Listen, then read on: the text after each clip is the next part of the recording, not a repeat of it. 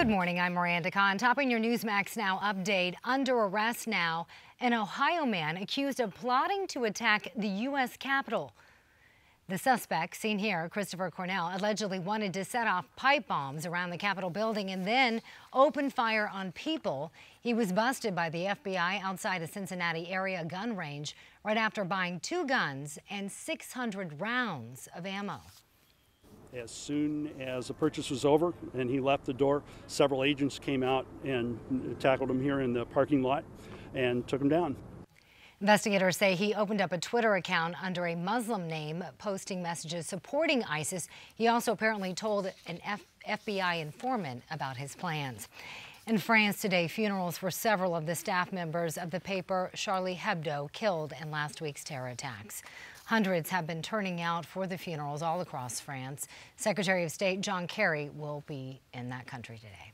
My visit to France is basically to share a big hug with Paris and express the affection of the American people for France and for our friends there.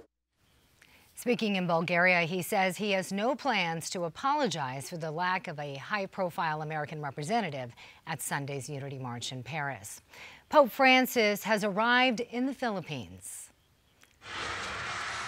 And as you can hear, to a very loud and windy reception. Speaking earlier today on his way there, the Pope talked about the Paris attacks, and he defended freedom of expression, but he says there are limits, especially when it comes to ridicules or insults to someone's faith.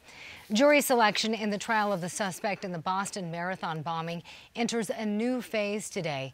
The judge will be questioning people in groups of 40 about sitting on a jury in the trial of Dzhokhar Tsarnaev. He'll do that until there are enough people to move on to the final phase of jury selection. More prisoners at the Guantanamo Bay prison have been transferred out.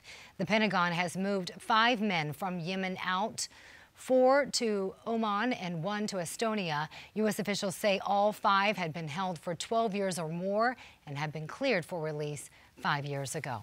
A member of the Indianapolis Colts now faces rape charges. Josh McNary, seen here, a linebacker on the team, is denying those allegations after his arrest last night. His accuser says he attacked her last month. McNary, an Army grad, served 2 years of active duty before signing with the Colts in 2013. And history, 3,000 feet over Yosemite National Park. We're going to tell you more about this coming up shortly in about 30 minutes.